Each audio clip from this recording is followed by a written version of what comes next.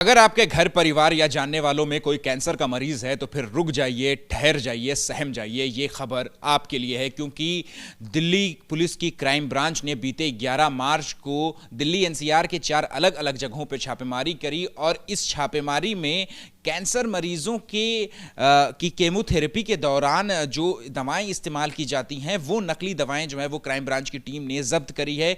ये कैसे ही गिरोह था, कैसा सिंडिकेट था, क्या मोडस ऑपरेंडी थी, इस पर हमारे साथ बात करने के लिए मौजूद हैं special commissioner of police crime Shalini जी।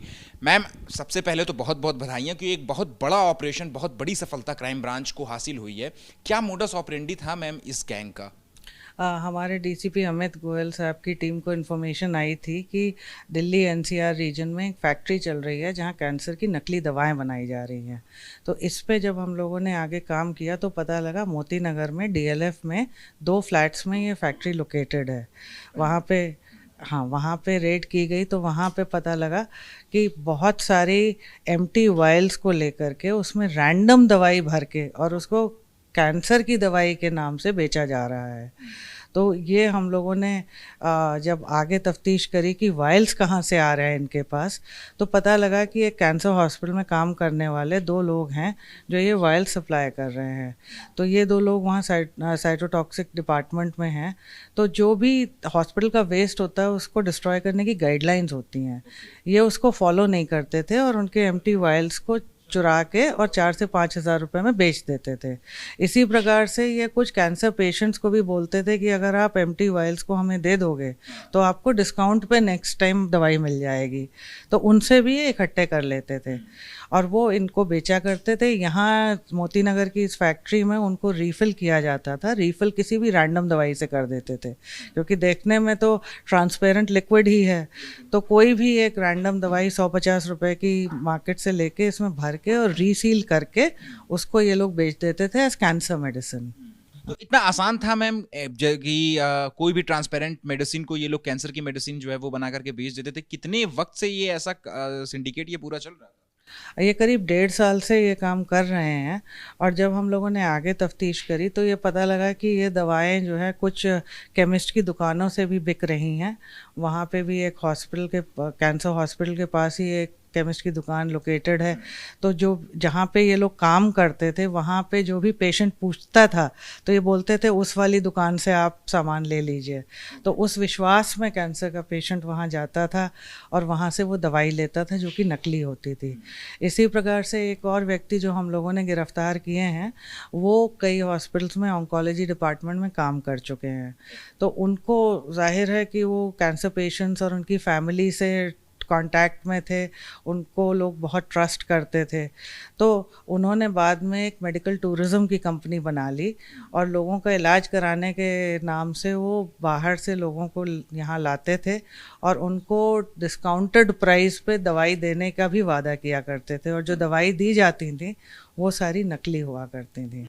तो मैम, जो आप एक बहुत ज़रूरी बात कह रही हैं कि फार्मेसी पे उनको भेजा जाता था, उस फार्मेसी से उन्हें ये सारी जो है नकली दवाएं मिलती थी। तो क्या जो आपने फार्मेसी जो आरोपी गिरफ्तार किया सिर्फ वही एक फार्मेसी लिक्विड की है या फिर दिल्ली एनसीआर में ऐसी या देश के अलग अलग इलाकों में ऐसी और भी फार्मेसी है जहां पर ये नकली दवाएं हो सकती हैं?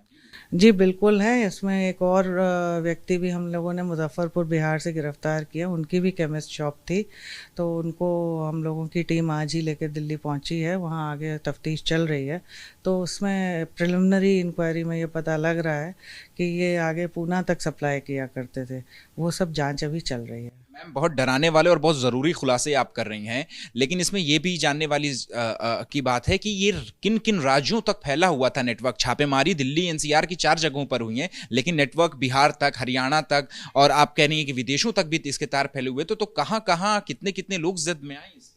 अभी तक 8 लोग गिरफ्तार किए गए हैं। तो हमारा 4 छापे तो दिल्ली में किए गए थे, एक बिहार में भी किया गया था और जो बिहार वाला पकड़ा है उसके तार हो सकता है पुणे तक हों। अभी प्रिलिमिनरी में ये पता लग रहा है कि वो सप्लाई कर रहे थे, उस पर अभी जांच चल रही है। क्या विदेश के लोगों को भी शिकार बनाते थे? अब तक कितने मरीज इस गिरोह के संपर्क में आ चुके थे? देखिए ये 1.5 साल से यही काम कर रहे थे, और ये जो मेडिकल टूरिज्म कंपनी चला रहे हैं वो पहले ऑन्कोलॉजी डिपार्टमेंट में थे, तो लोग इनको ट्रस्ट करते थे। साथ में एक और अक्यूज जो पकड़े गए हैं वो लैब टेक्नीशियन थे, तो लोग उनके पास भी आते हैं, विश्वास के साथ आते हैं। तो ये इस तरह से अब तक जो है 1.5 साल से सभी लोगों को इसी तरह से बेवकूफ़ बना रहे थे। मतलब भरोसे का गला घोट करके अपनी जेबें गर्म कर रहे थे। किस तरीके के मरीज को निशाना बना रहे थे? कोई डेटा है आपके पास कि अब तक कितने मरीज इनकी जद में आए?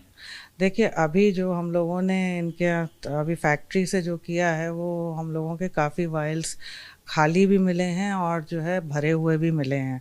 तो उसी से ही पता लगता है कि 4 करोड़ की दवाएं अगर ये बेच रहे थे तो इतना तो इन्होंने लोगों को बेवकूफ़ बनाया ही है, और 1.5 साल से ये काम कर रहे थे।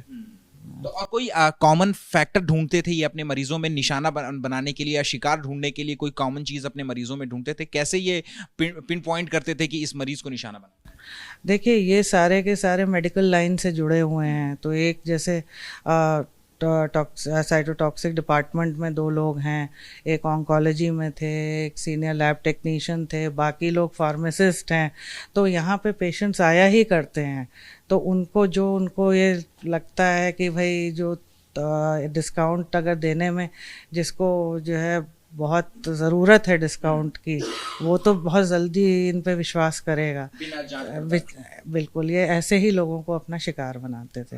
और अभी तक मैम क्या क्या बरामद हुआ है? 4 जगहों पे छापेमारी हुई है, तो क्या क्या बरामद हुआ है? करीब 4 करोड़ की तो जो है दवाएं बरामद हुई हैं। उसके अलावा बहुत सारे एम्प्टी वायल्स बरामद हुए हैं, पैसे बरामद हुए हैं। जो ये मेडिकल टूरिज्म वाली कंपनी थी वहाँ करीब $18,000 भी बरामद हुए हैं। जो दूसरी जगह थी वहाँ $1,000 प्लस 89 लाख रुपीज़ भी बरामद हुए हैं। तो इसी से आपको पता लगेगा कि स्केल कितना वास्ट था। क्या अभी तक किसी अस्पताल की, पर्टिकुलर अस्पताल की या किसी और किसी बड़े और गिरोह की, कितने गिरोह हो सकते हैं, इसकी भी भूमिका सामने आई है? अभी एक हॉस्पिटल में काम कर रहे 2 लोगों की तो भूमिका सामने आई है, आगे जांच चल रही है। अच्छा, जिस अस्पताल में वो काम कर रहे थे या फिर दिल्ली के बाकी जो और कैंसर अस्पताल हैं, क्या वहां पे भी जो लोग हैं कहीं इस तरीके के गिरोह से वो भी जुड़े हुए ना हो? क्या इसको लेकर के भी तफ्तीश आपकी आगे बढ़ रही है? जी बिल्कुल, हर एस्पेक्ट को हमारी जांच में देखा जाएगा। अच्छा मैम, एक आखिरी सवाल ये भी है कि क्या मरीज जो है वो ऑनलाइन ऑर्डर करके ही ये दवा का एक्सेस कर सकता था, या फिर कोई मरीज आम तौर पे किसी मेडिकल स्टोर पे जाए तो वहां पर भी ये नकली दवा उपलब्ध थी? देखिए जो इन्होंने हम लोगों ने जो लोग पकड़े हैं वो ज़्यादातर कैंसर हॉस्पिटल्स के पास वाले मेडिकल स्टोर्स के हैं। तो जहाँ पे मरीज़ जा रहा है और वहाँ पे अगर काम करने वाला उसका कर्मचारी बोल रहा है कि एक पर्टिकुलर जगह से आप जाके दवाई लीजिए, आपको डिस्काउंट भी मिल जाएगा, तो उस पर विश्वास करता है और उसी विश्वास का ये फ़ायदा उठा रहे थे। और पर्टिकुलर जो जहाँ पे इनकी नकली दवाइयाँ बिक रही थी ये उन्हीं दुकानों पे इनको भेज रहे थे। मैम एक आप ये भी ज़रूरी सवाल है कि आपको टिप कैसे मिली? आपका ऑपरेशन किस तरीके से चला? कि कितना मुश्किल रहा ये ऑपरेशन? देखिए हमारे अमित गोयल साहब की टीम को इन्फॉर्मेशन आई थी तो उसको डेवलप किया गया था। अब इसमें जो है सबसे ज़्यादा जो मुश्किल रहता है वो ये रहता है कि कैसे उसको पहचानें कि ये सही दवाई है या नकली दवाई है। तो हम लोग उसमें ड्रग कंट्रोलर डिपार्टमेंट को भी जो है रोप इन करते हैं, जो वो चेक करके बताते हैं। और इसमें जो है अटमोस्ट सीक्रेसी बहुत ज़रूरी है। तो इस हिसाब से हम लोगों ने कई दिनों से ऑपरेशन प्लान किया था और फिर कल्मिनेट। मन को कितना शांति दे रहा है, क्योंकि ये इतना बड़ा ऑपरेशन था, आम लोगों से सीधा जुड़ा हुआ ये? देखिए इस तरह की चीज़ें जब इस तरह के नेटवर्क्स हम लोग बर्स्ट करते हैं तो बड़ा तसल्ली होती है कि जो एक गरीब आदमी हैं जो पहले ही कैंसर का शिकार है, जिसका परिवार अपना सब कुछ बेच के इलाज कराने की कोशिश कर रहा है, उस आदमी को उल्लू बनाया जा रहा है। तो उस वाले नेटवर्क को पकड़ने में दिल को ज़्यादा खुशी मिलती है। एक बिल्कुल आखिरी सवाल है कि नकली और असली की पहचान कैसे करें मैम? अगर वो इतनी आसानी से 50 रुपए 100 रुपए का फंगल मेडिसिन डाल देते थे तो फिर नकली और असली की पहचान कैसे करे आम जनता?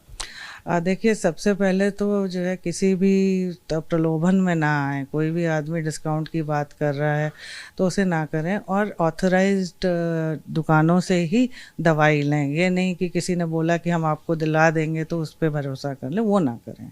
शुक्रिया बात करने के लिए। तो देखिए, ये हैं स्पेशल सीपी क्राइम शालिनी जी, जिनका साफ तौर पे कहना है कि नकली और असली की पहचान जो है वो सबसे बड़ी यही है कि अगर आपको कोई प्रलोभन देता है तो फिर उस प्रलोभन में किसी लालच में ना पड़े, बल्कि ऑथोराइज जो डीलर है वहीं से ये दवाइयां खरीदें। और इस पूरे सिंडिकेट में 8 लोगों की अब तक गिरफ्तारी हो चुकी है, लेकिन जैसे जैसे आगे जांच आगे बढ़ेगी वैसे वैसे और लोगों की भी गिरफ्तारी इस पूरे मामले में हो सकती है। कैमरा पर्सन अनिल कुमार के साथ अहमद बिलाल, एबीपी न्यूज, दिल्ली।